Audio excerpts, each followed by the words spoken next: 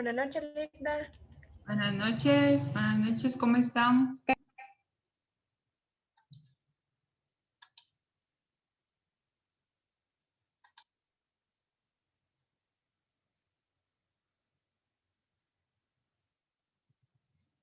Buenas noches, el día de hoy nos encontramos reunidos para llevar a cabo la clase correspondiente al día miércoles 24 de febrero del 2021 en su curso de Derecho Notarial 1. Vamos a iniciar con el tema del día de hoy, que es el documento y el instrumento público, y nuestro código a la par en el título 3 del Código de Notariado, denominado Instrumentos Públicos, artículo 29. Entonces voy a dar inicio a la clase del día de hoy relacionando que antes de hablar de un instrumento público tenemos que hacerlo también en relación a lo que es un documento, ¿verdad? Entonces dice la doctrina que los documentos están divididos en públicos y en privados. Los privados, dice la doctrina, son aquellos documentos que se firman entre las personas sin el aval de un funcionario público ni de un notario, y son aquellos bajo los cuales solo ellos tienen responsabilidad. Los documentos públicos ya pasan a ser los llamados instrumentos públicos porque son los autorizados ya sea por un funcionario público o por un notario, que en este caso va a ser un notario público. Entonces vamos a hablar un poquito siempre de la evolución histórica de lo que ha sido los instrumentos públicos, hablando de que fue en tiempos muy remotos cuando existían épocas muy lejanas, ¿verdad? Con la evolución histórica de todo, pues ha venido también evolucionando la necesidad de dejar constancia de los hechos históricos que han sucedido. Cuando la sociedad se fue organizando y se fue evolucionando, hubo necesidad de que los integrantes de la misma sociedad fueran dejando constancia de los hechos que sucedían dentro de la misma. Y ahí fue cuando dentro de las épocas primitivas hay instrumentos primitivos que quedaron plasmados en piedra. Ustedes saben que hay piezas históricas que tienen grabaciones en piedra. Son monolitos, ¿verdad? Donde los antiguos utilizaban una forma de escritura para dejar constancia y dejar historias dentro de esas piedras. Luego se pudo ya apreciar en pinturas. Usaron pinturas, era el arte el que utilizaban en México y en todas las partes del mundo, en Roma, en Italia, donde fueron los orígenes de muchas cosas, ¿verdad? En los instrumentos públicos, su aparición ya viene a relucir cuando aquellos tiempos de la escuela de Ronaldinho, que ya les he mencionado yo a ustedes, cuando se dio el fuero real, las 7 partidas, y ya usaban el medio de escritura para poder dejar constancia. Esos son los siglos de oro del notariado español, ¿verdad? Luego, como nosotros tenemos esa tendencia de recibida de parte de los españoles, quienes fueron los que nos descubrieron y luego nos conquistaron, es por eso que nosotros hasta el siglo XII, pues teníamos redactores de documentos, eso ya se los he contado yo en la evolución del notariado. Luego, pues se dieron ya algunos siglos más tarde los charteres, que eran los que se dedicaban a dejar constancia de los actos y ya pasaron a formar parte de los documentos dentro de un protocolo a su cargo. Luego podemos también mencionar dentro de la evolución que fue dándose conforme llegó a América, está ya cuando en el sentido jurídico los instrumentos públicos son todos aquellos que, por ejemplo, en Guatemala sirven para instruir una causa o lo que conduce a la averiguación de la verdad, en el sentido de que yo les he manifestado que los instrumentos públicos, una vez no sean redarguidos de nulidad o de falsedad, son utilizados como plena prueba una vez no hayan sido anulados. Fíjense que tengo varias personas, sí, ahorita ya los pude admitir. Es que no podía admitirlos, había bueno, ahí ya los admití para que entren a la clase. Entonces, hablando en este sentido, podemos determinar que el sentido jurídico de los instrumentos públicos es el que sirve para instruir una causa o para hacer constar la averiguación de una verdad, en el sentido de que yo les manifiesto que puede ser utilizado como plena prueba.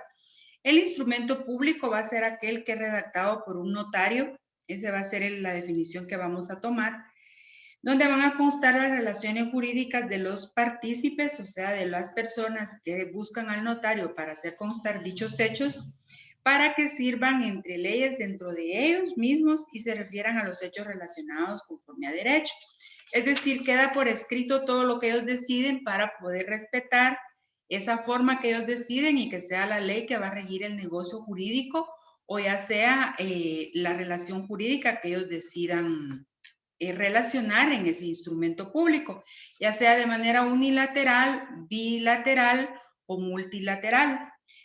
Por su parte, también hay otros tratadistas que dicen que el documento público autorizado por notario, producido para probar hechos, solemnizar actos o dar forma legal a esos actos y a esos hechos, aseguran la eficacia de los movimientos jurídicos que se llevan a cabo ante notario. Luego podemos hablar del instrumento público en el derecho comparado. Esa va a ser una pequeña tarea que les voy a dejar para que ustedes en su casa logren leer las diferentes tendencias que hay en su libro de texto en relación a Argentina, México, podemos hablar de Francia, de Cuba, de Costa Rica, de El Salvador, de Honduras, de toda Centroamérica y llegando a Guatemala, y esa va a ser la discusión que vamos a tener el viernes. En relación de que yo voy a hacer preguntas y ustedes van a discutir ese tema. Vamos a pasar entonces, saltándonos eso que va a quedar como tarea para ustedes, en las clases de instrumentos públicos que clasifica la ley.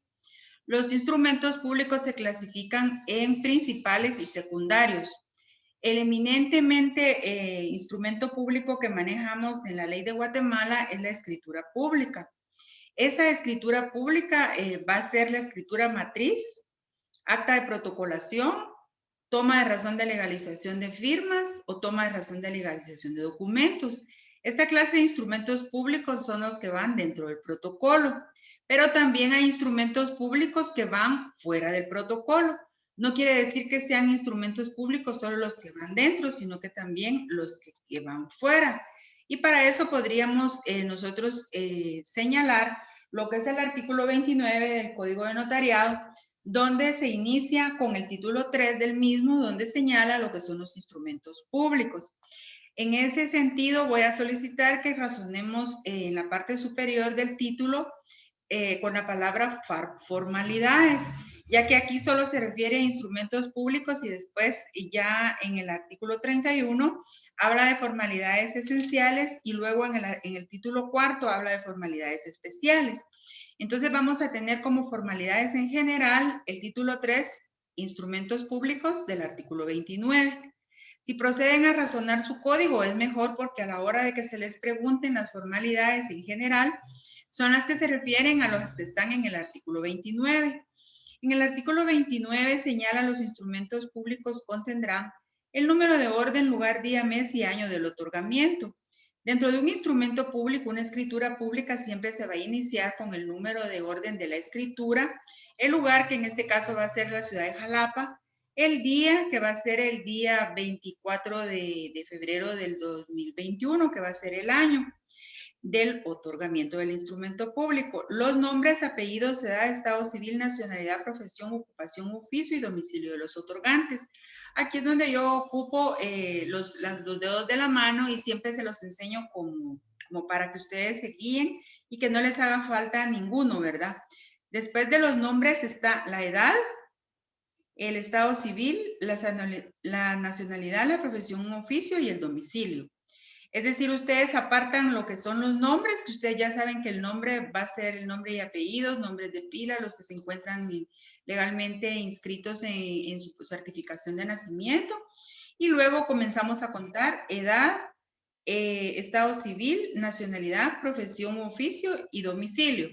Entonces, en este sentido, a mí me gusta practicar siempre con la mano para no dejar ninguno de estos elementos, de estas formalidades fuera, porque estas formalidades dan lugar a que el instrumento público sea redarguido de nulidad o sea redarguido de falsedad, en el sentido de que no cuenta con las formalidades que señala el artículo 29 que tienen que contener los instrumentos públicos en general. La fe del conocimiento de las personas que intervienen en el instrumento y de los que comparecen aseguran hallarse en el libre ejercicio de sus derechos civiles. Esto se da, no hay necesidad de darlo en cada cláusula, pero sí se va a tener que dar fe del conocimiento anterior de las personas que están participando o de su identificación si no fueren de anterior conocimiento del notario. Voy a proceder a preguntar, por ejemplo, a Astrid Isabel del Cida Janel, si usted sabe cuál va a ser el documento de identificación que va a utilizar la persona para identificarse frente a usted como notaria. Si fuera una persona guatemalteca. Su DPI o su documento personal de identificación. Y si fuera una persona extranjera, ¿qué documento le va a tener que poner a la vista? Un pasaporte. El pasaporte, muy bien. Gracias, Astrid. Ahora vamos a ver José Valdemar Galicia Muñoz. Le quiero preguntar, ¿a qué se refiere cuando dice que da fe del conocimiento de las personas? Usted como notario va a dar fe que tiene anterior conocimiento de las personas que tiene a la vista. ¿Qué quiere decir eso? Esto, bueno, pienso que al dar fe se refiere a que las personas estuvieron frente a mí, comparecieron frente a mí y que doy fe de que se llevó a cabo el acto entre ambas partes, ¿verdad? Sí, eso está bien, pero yo le estoy refiriendo específicamente el dar fe del conocimiento de las partes con anterioridad. O sea, al hecho de que no se tengan que identificar porque usted ya los conoce. Tal vez porque ya hubo un acto anterior a ello, o sea, anteriormente ya se celebró algo entre ellos y que ya estaba prácticamente celebrado el acto, no. No. Vamos a ver alguien que quiera participar voluntariamente antes de que yo pueda aclarar ese punto. Gracias, Valdemar. ¿Alguien que quiera participar voluntariamente? Si tiene conocimiento de la pregunta y de cómo explicarla. Esto se refiere exclusivamente cuando, por ejemplo, a su oficina profesional se presenta una persona que es de su conocimiento, es decir, que usted la conoce desde hace mucho tiempo, un amigo personal, un compañero de estudios, un vecino al que usted ha conocido durante todo el tiempo. Entonces, él le pone a la vista su documento personal de identificación, como señalaba Astrid, pero usted no tiene necesidad de plasmar en el documento que usted va a autorizar y que él le solicita su identificación en el sentido que usted da fe que lo conoce y que tiene anterior conocimiento de él y que por lo tanto no se va a identificar, porque no es una persona desconocida para usted, por lo tanto no hay necesidad que se identifique. ¿Está comprendido este punto? Lida. Sí, Edwin. Sí, disculpe. Si se está haciendo un negocio, el hecho de que lo conozca no significa que no haya el documento y que no lo identifique como tal, porque recuérdense que en muchas situaciones se da el caso de que yo lo conozco como, usted me conoce como Edwin, pero no sabe cómo se escribe. Entonces, partamos desde ese punto que también es importante que se identifique, aunque también esté, que lo conozca, que lo haga plasmar en el documento que esté haciendo.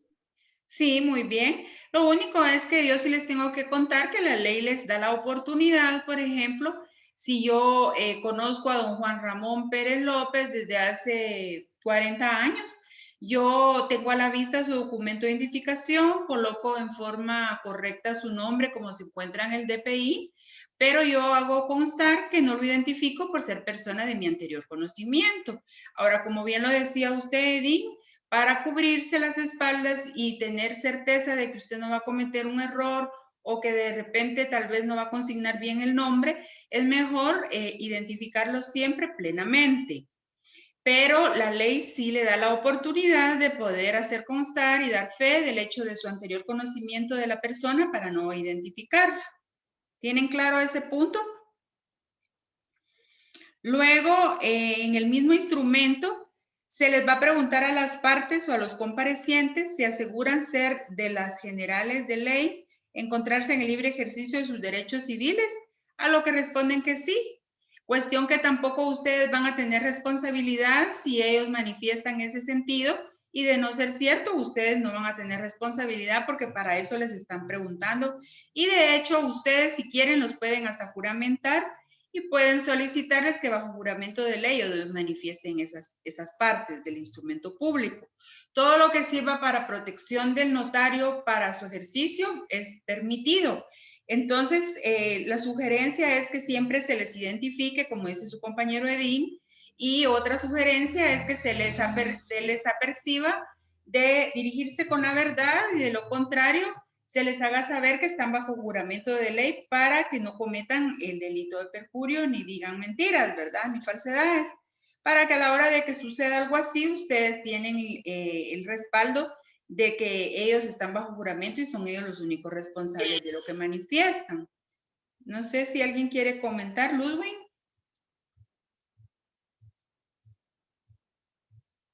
¿Quién más quiere participar? No, licenciada.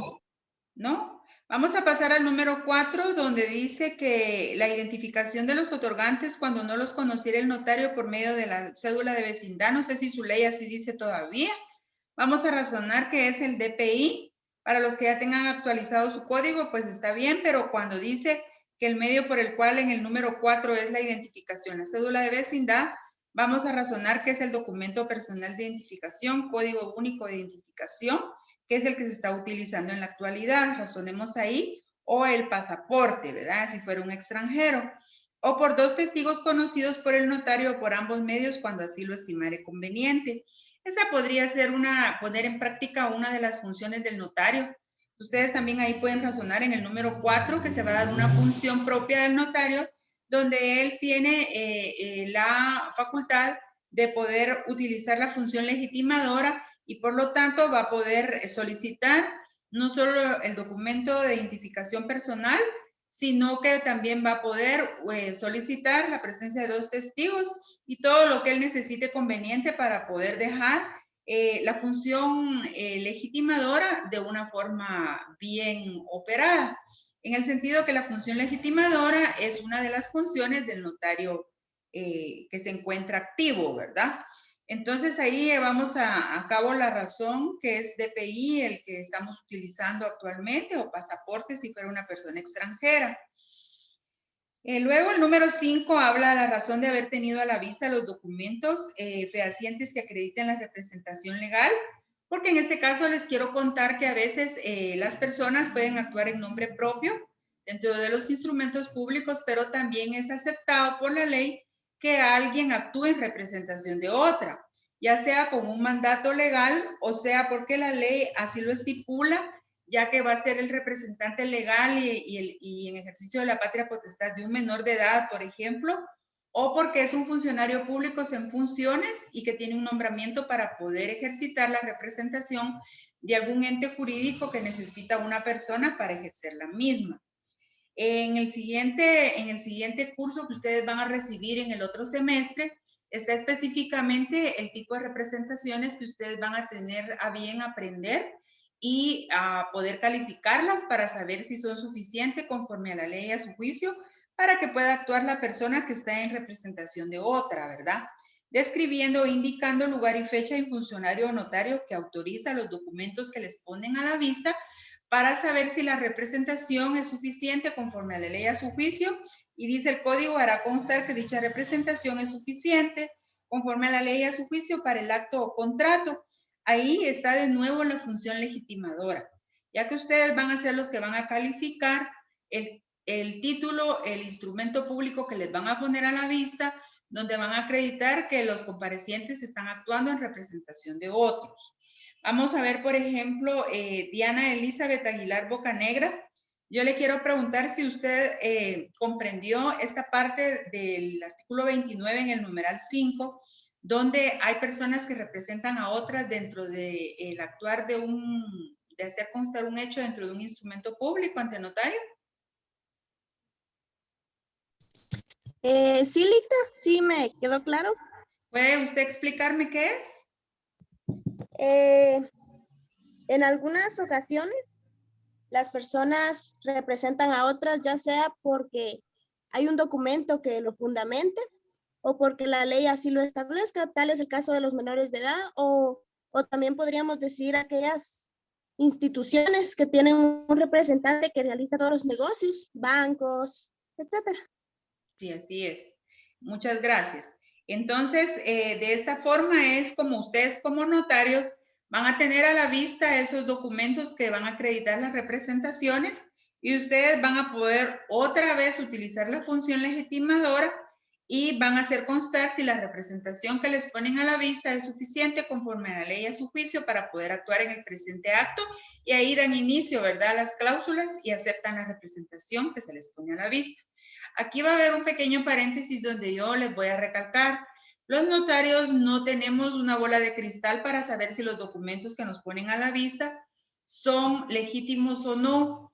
Sí, nosotros vamos a dar fe de tenerlos a la vista, pero no vamos a dar fe de que sean legítimos ni de que nosotros prejuzgamos sobre la veracidad de los mismos. Es por eso que nosotros, cuando somos llamados a una declaración por un instrumento público nuestro, resulta que tiene alguna cosa que da lugar a pensar que puede ser nulidad o falsedad, nosotros nos llaman y nos presentamos, y nosotros tenemos que presentar nuestros descargos en el sentido de que por nuestro trabajo y por nuestro quehacer notarial y por las funciones que ejercitamos, puede hacer que se presenten ante nosotros personas que nos pongan representaciones y no necesariamente nosotros, por esta calificación que dice el numeral 5 del artículo 29 del Código de Notariado, vamos a dar fe de que la representación que nos están poniendo a la vista sea verdadera, sino que estamos diciendo que sí llena los requisitos de ley conforme a eso,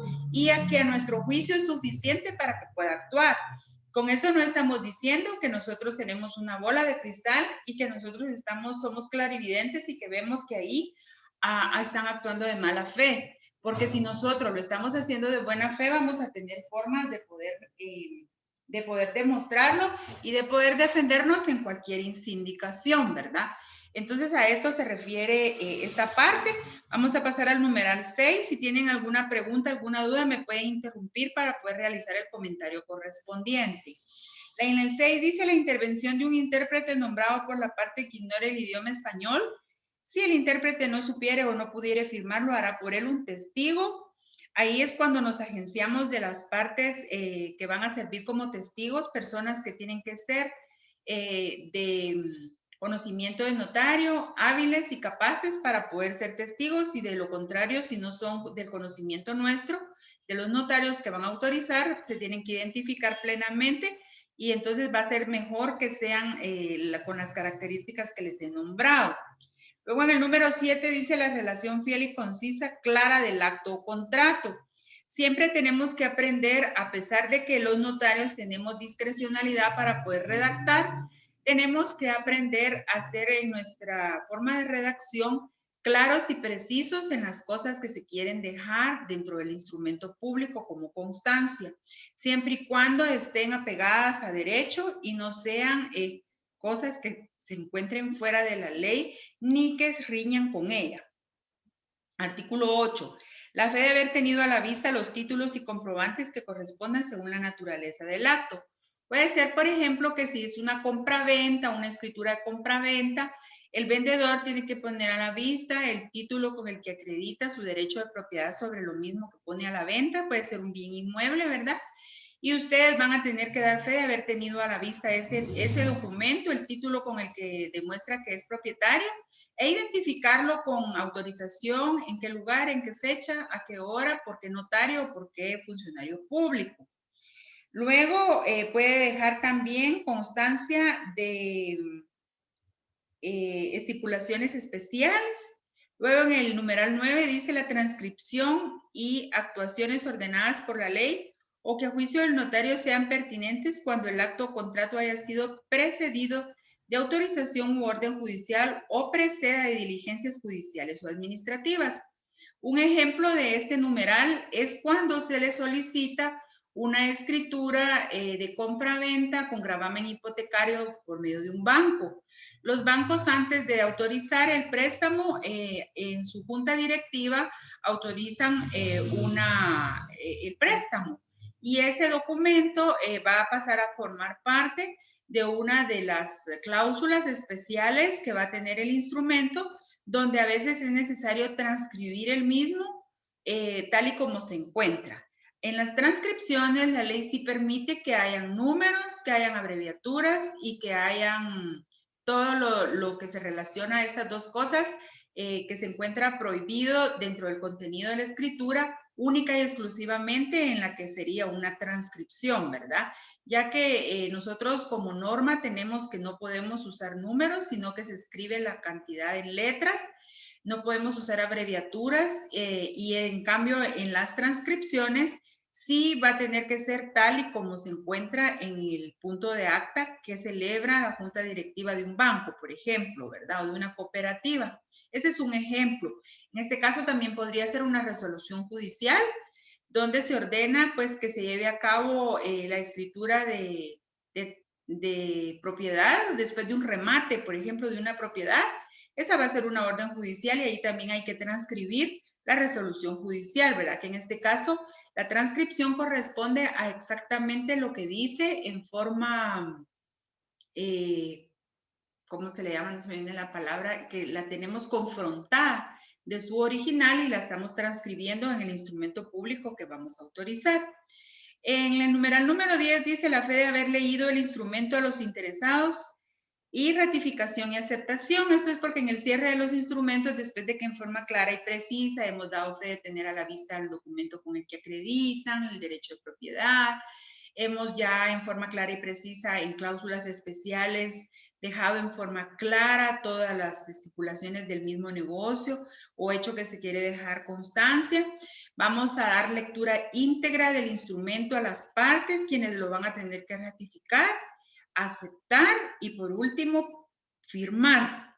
En el número 11, la advertencia a los otorgantes de los efectos legales del acto contrato de que deben presentar el testimonio a los registros respectivos si así hubiere necesidad. Esta es la parte del cierre de los instrumentos públicos. Los cierres siempre van a hacer constar de lo mismo. Quiere decir que van a tener a la vista los documentos de los cuales se hizo relación dentro del instrumento, van a dar íntegra lectura del contenido del mismo a las partes, quienes enteradas de su contenido, objeto, validez y demás efectos legales, lo aceptan, ratifican y firman de su obligación de presentar los registros si hubiera necesidad. Y pues ahí se cierra, ¿verdad? Esos son los cierres de los instrumentos públicos. Nosotros vamos a ir incursionando en el fraccionamiento de los mismos con una introducción, el cuerpo y los cierres. La introducción, o sea, la parte introductoria y la parte final, que son los cierres, casi todos son parecidos.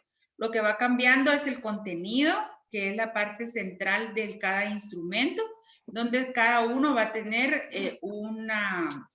un reflejo del instrumento, del acto que se quiere dejar como constancia, del contrato o de los hechos que se quieren dejar hacer constar, ¿verdad? Luego, las firmas de los otorgantes y las demás personas que intervienen y la del notario, precedida de las palabras ante mí. Quiere decir que la palabra ante mí va a ser la que va a tener la magia de decir que firmaron ante ustedes y que las firmas que calzan en ese instrumento público fueron evidentemente calzadas frente a ustedes. Ante mí, esas palabras son poderosas. ¿Qué sucede cuando no se da la unidad del acto? Yo les explicaba que la unidad del acto consiste en que todos los requirentes, el notario, los testigos, el traductor, todas las personas que van a intervenir en el fraccionamiento de un instrumento, tienen que estar presentes en el mismo acto, en el mismo lugar, a la misma hora. En la práctica, lamentablemente, nos hemos acostumbrado a que viene primero el vendedor, deja los documentos de venta, luego viene el comprador a firmar porque es una persona muy ocupada y no se puede juntar con el vendedor. Resulta que el comprador no puede firmar y que puso de testigo el notario a una persona que sirve de auxiliar en la notaría y esa persona firma después y así se va perdiendo la unidad del acto y en este caso no se cumple con el numeral 12 del artículo 29 y por lo tanto estamos violentando la ley cada vez que hacemos eso, pero en la práctica eso sucede y es así. Porque nosotros no vamos a poder decirle a las personas, si ustedes no se reúnen aquí todos juntos, yo no le puedo autorizar su escritura. Porque resulta que en el camino es donde va sucediendo que la escritura la solicitan, pero después uno por uno va viniendo a firmar. ¿Tienen alguna duda, alguna conversación acerca de esto?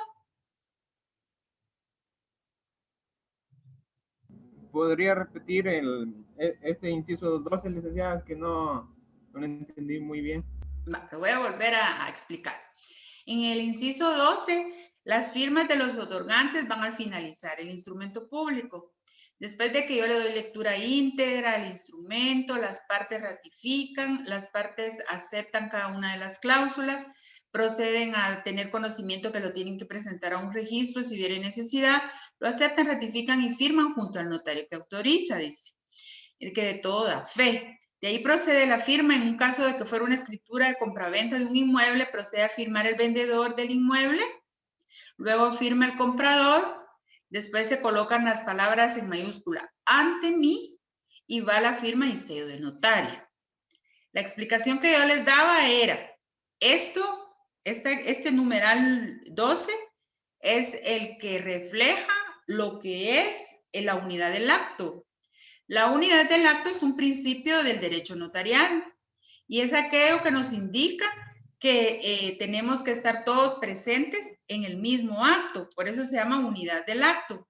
Tenemos que estar todos reunidos, los comparecientes, el vendedor, el comprador. Si el comprador no puede firmar, pues se va a solicitar la firma de un testigo hábil, capaz y de anterior conocimiento del notario. Y de no ser así, pues se va a identificar. Pero ¿cuál es aquí el punto focal? Que usted como notario está poniendo la palabra ante mí y con eso está dando fe que están firmando ante usted. Y luego usted firma y sella. Con eso usted legitima el documento. ¿Sí me decía? Es decir, también se viola el principio de fe pública y el principio de unidad del acto y de inmediación. Sí. Y en la práctica, honestamente les digo a todos, en la práctica se acostumbra a hacer esto. Nunca estamos reunidos todos. A veces vienen a firmar cuando el notario se fue a almorzar.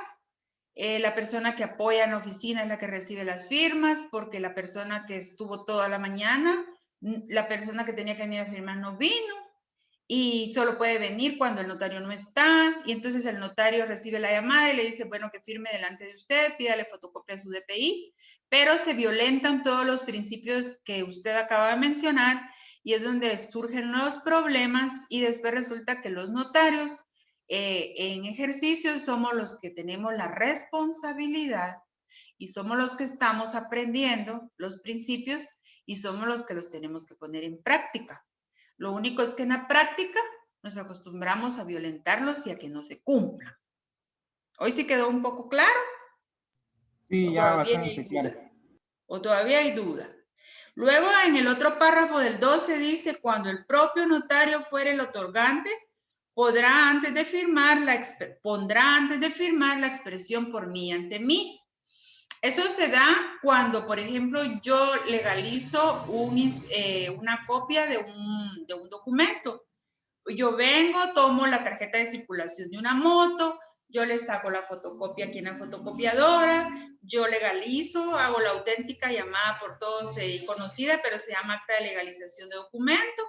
Hago la legalización y es por mí y ante mí, porque ninguno va a firmar más que solo yo. Y dentro de la legalización voy a decir, en la ciudad de Jalapa, el 24 de febrero del 2021, como notaria doy fe que la presente hoja de papel sea especial de fotocopia, es auténtica, por haber sido reproducida por mí del documento original, el cual consiste en tarjeta de circulación de vehículo o de moto, que le corresponde el número 1.455.325, extendida por la Superintendencia de Administración Tributaria, sección Vehículos, con fecha 13 de noviembre de 2020, por ejemplo, ¿verdad? Entonces, hago constar todo eso y después yo tengo que decir que fue por mí y ante mí, firma y sello. Porque yo no estoy solicitando que ninguno firme ante mí, sino que la única que está realizando todo es el notario, y por eso es que es por mí y ante mí. Y cuando son firmas que se signan frente a ustedes, entonces va a ser ante mí. Como decía Myron, va a tener que reinar el principio de inmediación, el principio de legalidad, el principio de autenticidad, la unidad del acto, la fe pública, y todo eso va a conformar lo que es las palabras ante mí. De lo contrario, se están utilizando, pero no se está cumpliendo con la realidad. Y cuando es solo por mí ante mí, es porque solo yo soy la que voy por mandato de la ley a faccionar el instrumento y no hay intervención de otra persona.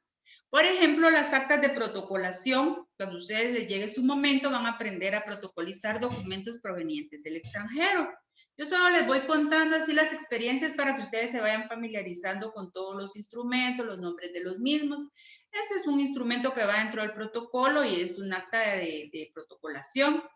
Esa acta de protocolación es ordenada por la ley del organismo judicial, el código de notariado, y etcétera, etcétera. Entonces, en base a todos esos fundamentos de ley, nosotros los notarios tenemos la obligación de protocolizar todos los documentos que provienen del extranjero una vez se han cumplido con los pases de ley o con la llamada postilla, que es la que va a garantizar el hecho de que lo podemos realizar.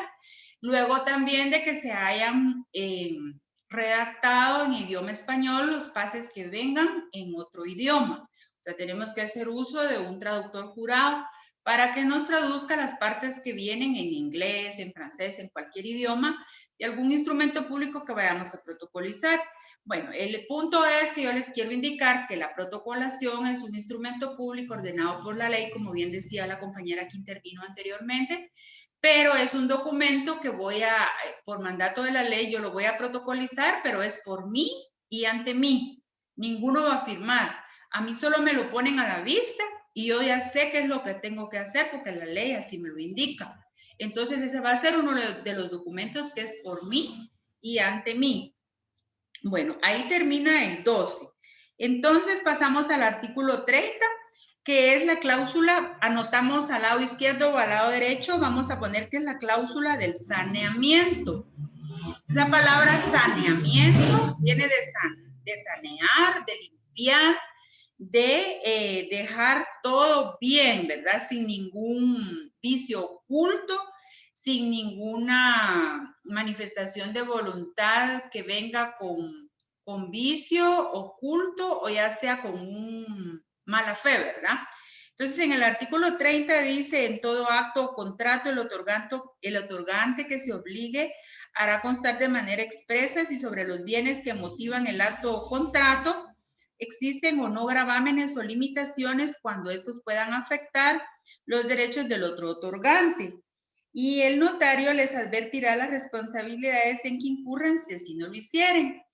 Yo les comento que en todas las escrituras públicas va la cláusula del saneamiento, que así como en el artículo 30, siempre va a decir que el notario advierte a los otorgantes de la responsabilidad en que incurren si lo declarado no fuere cierto y manifiestan bajo juramento que el bien objeto del contrato de compraventa o de lo que se refiere al contrato no se encuentra grabado ni con limitaciones que pueda afectar a la otra parte y que de no ser así se compromete el saneamiento correspondiente. Esto quiere decir con palabras simples que, por ejemplo, si se va a faccionar una escritura de compra-venta de un bien inmueble, con esas palabras la persona que vende está diciendo que el bien inmueble no tiene gravámenes hipotecarios, por ejemplo, que no tiene ninguna anotación de embargo o alguna anotación de alguna demanda o etcétera, cualquier otra anotación que pueda tener que afecte los derechos de la parte que está comprando. De no ser así, va a tener el comprador que comprar con esas limitaciones o con esas anotaciones y la persona que vende va a tener que manifestar que las tiene. De lo contrario, va a decir que no las tiene y si no fuera cierto, se va a obligar al saneamiento correspondiente. Quiere decir, a quitarle las limitaciones y las anotaciones que afecten a la persona que está comprando. ¿Alguna duda en relación a este artículo? Vamos a ver, Byron Salazar. ¿Me puede explicar a qué se refiere esta cláusula del saneamiento?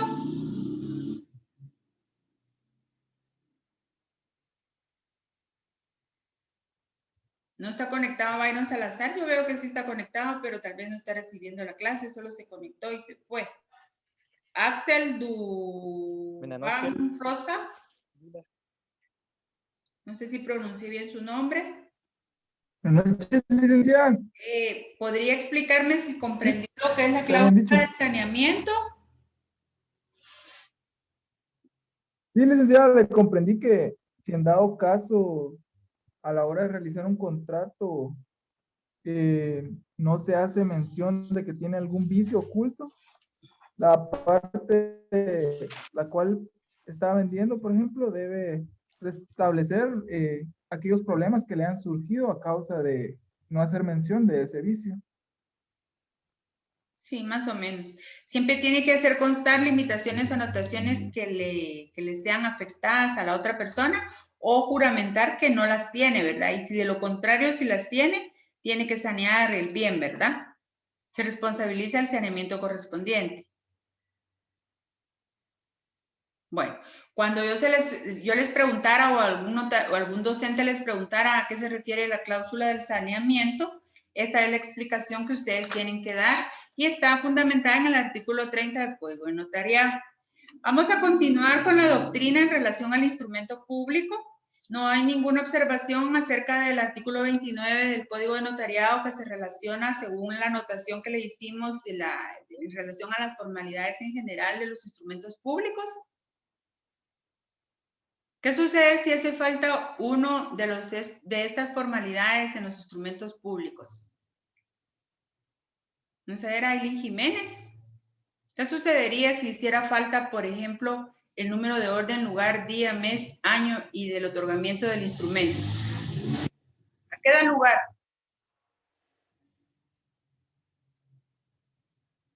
A la nulidad del instrumento público. A la nulidad del instrumento público, ¿verdad? Sí, muy bien. Bueno, entonces vamos a continuar con los instrumentos públicos y su clasificación. Vamos a decir que hay instrumentos públicos que van dentro del protocolo. Dentro de ellos vamos a decir las escrituras públicas. Luego vamos a hablar de actas de protocolación, que era lo que les estaba explicando cuando vienen documentos provenientes del extranjero, por ejemplo. No solo se van a protocolizar los documentos que vienen provenientes del extranjero, también se pueden protocolizar a requerimiento de parte cualquier documento que la persona quiera que se protocolice, o también hay otros instrumentos que son ordenados por la ley de protocolizarlos. Por ejemplo, un acta de matrimonio. ¿Sí, Stephanie? Fíjese que no sé si fue solo a mí, pero sí se queda trabada. A mí también, a mí también me pasó lo mismo. Sí, Ligda, hace rato. O sea que no han escuchado la clase. Nomás por la voz la compañera alguien se le quedó trabado. No, no se lo le que dijo, escuchó. licenciada. No, hace ratito, ¿cuántos segundos? Bueno, pero lo que estaba hablando son los documentos, los instrumentos públicos que van dentro del protocolo y los que están fuera del protocolo. ¿Ahorita ya me escuchan? Sí.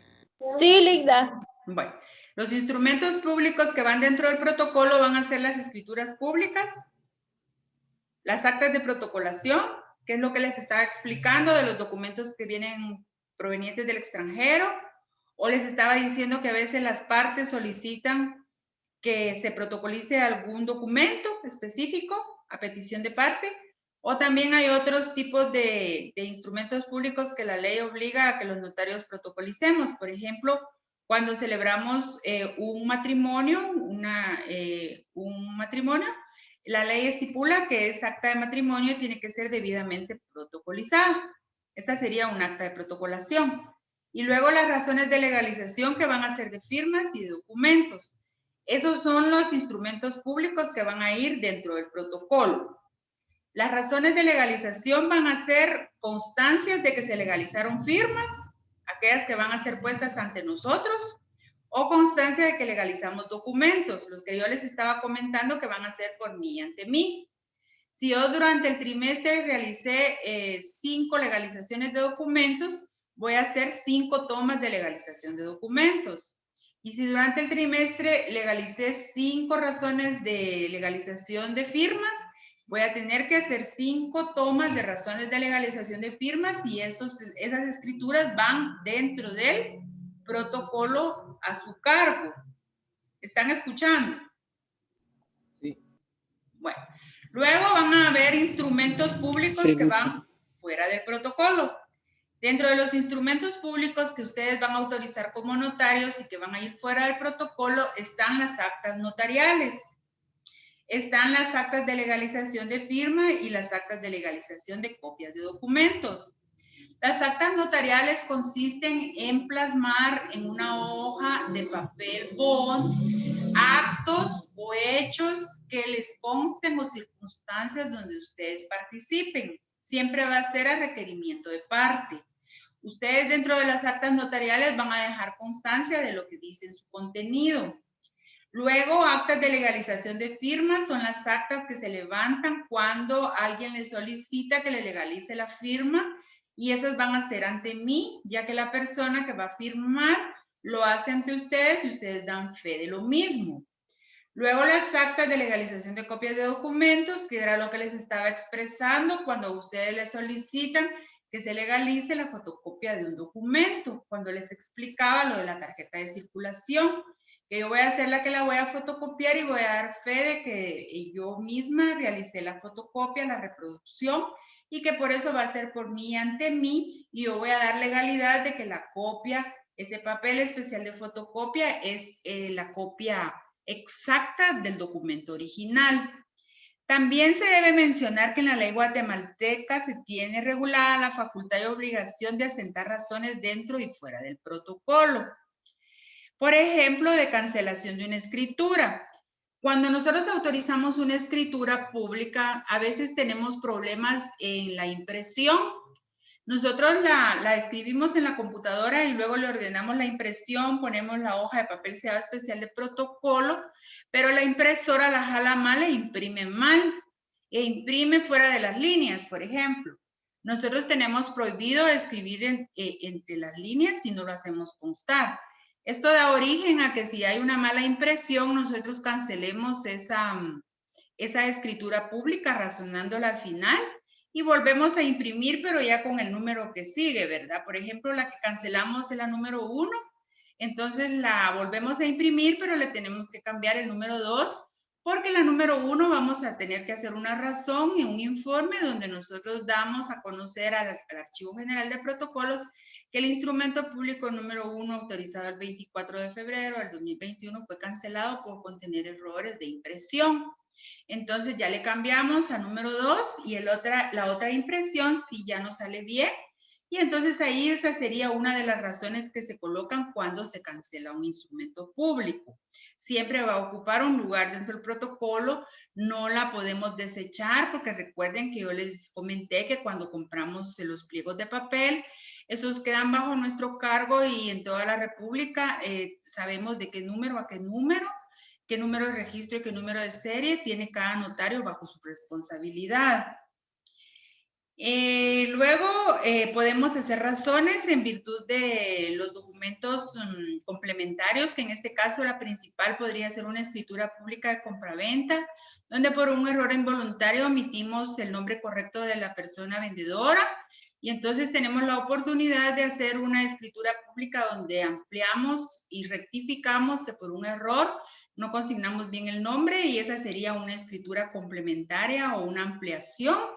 Y ahí también se tiene que hacer una razón y un informe al Archivo General de Protocolos, donde indicamos que la escritura número 22 modifica o aclara o amplía la número 2, que por un error no se había consignado bien el nombre del compareciente vendedor, pero que en esa se está aclarando que el nombre correcto es y se consigna el número correcto. Ahora bien, siempre tienen que participar en las escrituras de ampliación las personas que intervinieron en la escritura principal. Siempre esas no van a poder ser por mí ante mí cuando hacen falta uno de las formalidades de los instrumentos públicos del artículo 29, o después vamos a ver que también hay unas formalidades esenciales que están en el artículo 31 y hay otras formalidades especiales de algunos instrumentos públicos en especial. Entonces, de esa manera podemos hacer constar de que razonamos en virtud de que se cometió un error y por eso va a haber una escritura que la va a ampliar, modificar o rectificar. ¿Alguna duda en relación a esta explicación y las razones que van fuera y dentro del protocolo?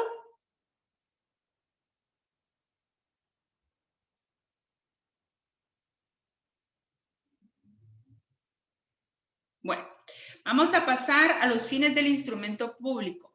Eminentemente, los fines del instrumento público van a versar en el hecho de que ellos van a hacer siempre plena prueba y van a tener redarguida la fe pública del notario y no va a poder ser un documento de esos tomado como falso o como nulo si no hay un trámite específico en el cual se pueda redarguir de lo mismo. Es decir, tiene una función específica, dar legitimación al acto que contiene el instrumento. Esa es la función principal.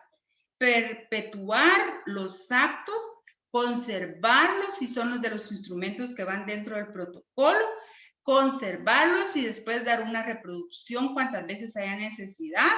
De los que van fuera del protocolo, pues lamentablemente no se va a poder cumplir con esas tres condiciones, pero si nosotros somos ordenados, podemos dejar también como protocolos anuales, ¿verdad? De los instrumentos que van fuera del protocolo.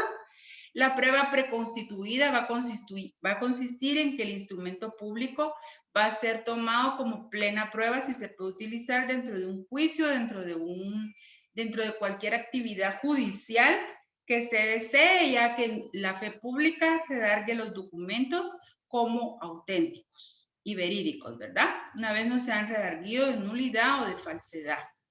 Valor jurídico del instrumento público. El valor jurídico del instrumento público va a ser 100% verdadero, es decir, va a ser constar verdad de los actos que contiene, una vez no haya sido redarguido de nulidad o de falsedad según la legislación guatemalteca. El valor es un valor formal y valor probatorio.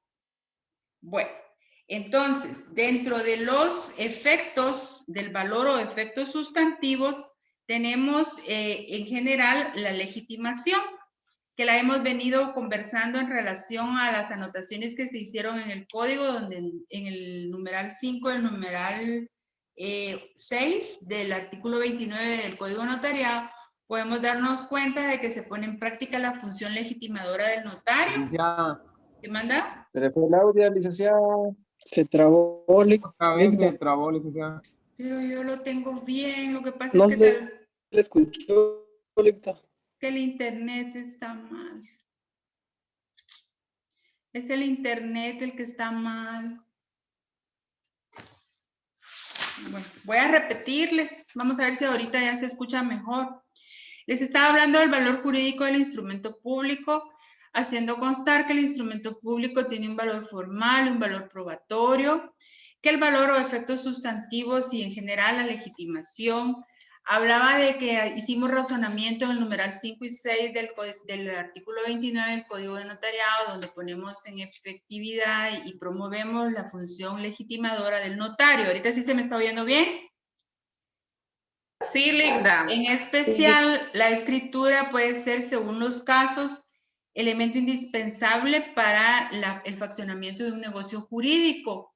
Es decir, vamos a tener elementos indispensables para la eficacia de algunos contratos, para determinados efectos, y vamos a tener también elementos indiferentes sin perjuicio del valor legitimador y del probatorio procesal. Es decir, dentro de nuestra ley van a haber algunos contratos especiales que se deben celebrar en escritura pública. A estos contratos especiales se les denomina contratos solemnes. Esa es otra parte que no van a encontrar dentro del código.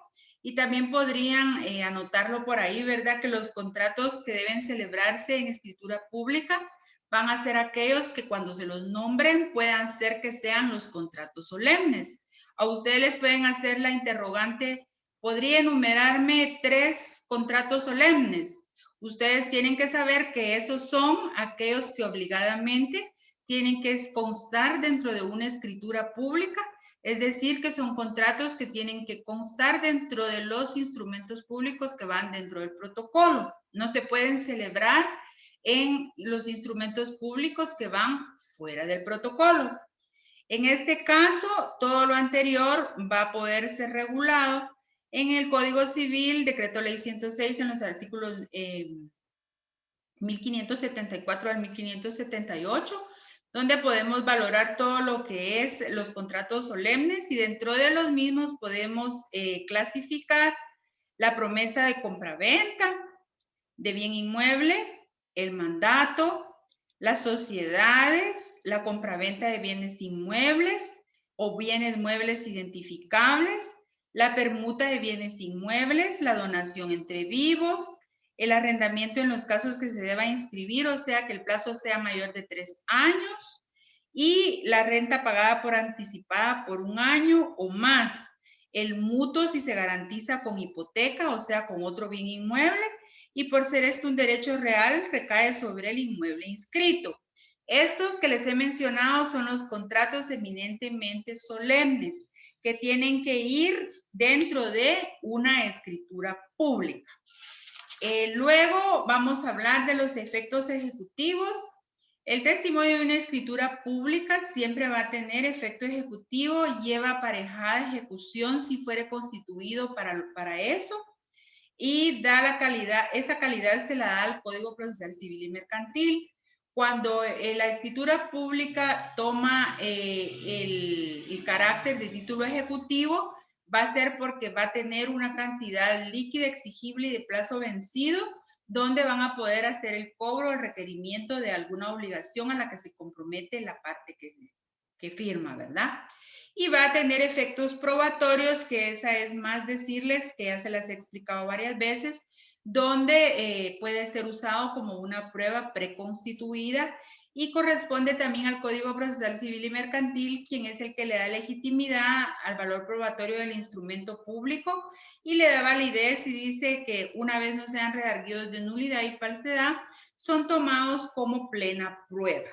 Y es así como doy por terminado el punto que se les explicó de manera doctrinaria y de manera legal de lo que es el documento y el instrumento público. Estudiamos detenidamente lo que es el artículo 29 del Código de Notariado con sus 12 numerales. También le dimos lectura al artículo 30. En la próxima clase, el día viernes, vamos a discutir el derecho comparado de lo que es el documento e instrumento público, que les dejé de tarea poderlo leer en los diferentes países cómo se aplica y cómo se considera el instrumento público. Y vamos a continuar con la lectura de nuestro código nos corresponde en el artículo 31 lo que son las formalidades esenciales de los instrumentos públicos.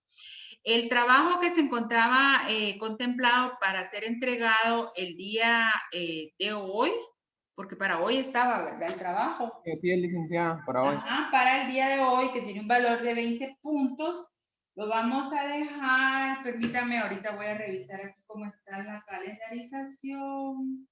Licenciado, otro punto, también tenían un laboratorio el viernes, no sé si de esos artículos que está regulado ahí, nos va a evaluar o... Lo que estamos estudiando ahorita.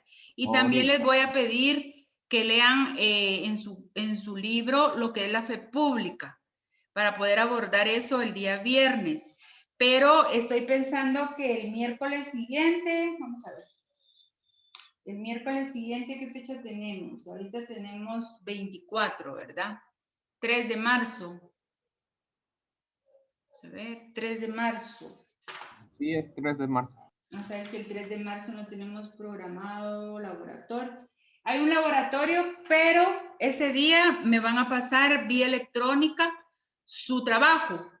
Tienen todo el día, hasta las 12 de la noche.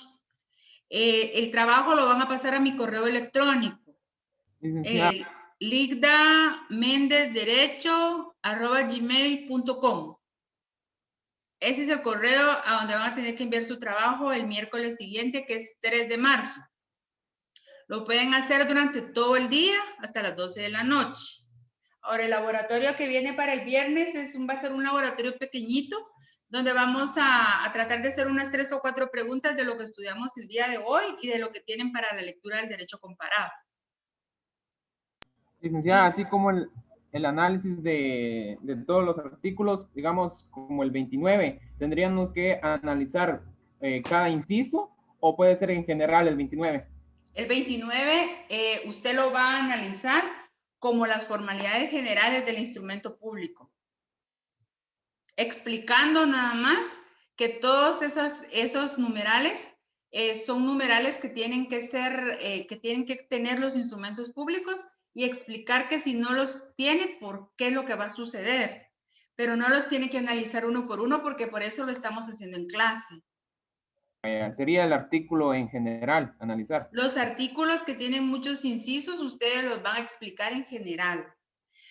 Tomando en cuenta que dentro de clase y con los videos y con lo que haya necesidad, yo se los voy a ir explicando uno por uno, porque así me corresponde, pues. El hecho de que ustedes los vayan a leer y que los vayan a explicar, no necesariamente indica que yo ya no los tengo que hacer.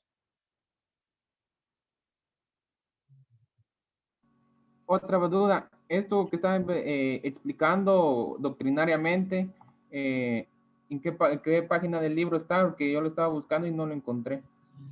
Voy a decir, yo ya lo cerré. Esto es, no sé si lo encuentro, yo cerré mi libro. Es el capítulo 12, donde dice el documento del En la instrumento página público. 115, de la página 117 en adelante está. De la 117 en adelante, Mayron. Gracias, Stephanie. Lo que pasa es que yo me salté porque esto va conforme vamos dándole lectura al código. Entonces, para que de una vez vayamos abordando lo que es la doctrina con el código y vayamos comprendiendo ciertas cosas. Porque si yo me voy en el orden que tengo en la lectura diaria, como no voy al día, puede hacer que cuando hablemos de la función notarial, entonces también tratemos en la lectura algo relacionado con la función notarial y así nos vamos a ir yendo para que tenga relación lo que vamos dando en la doctrina y en la ley, ¿verdad?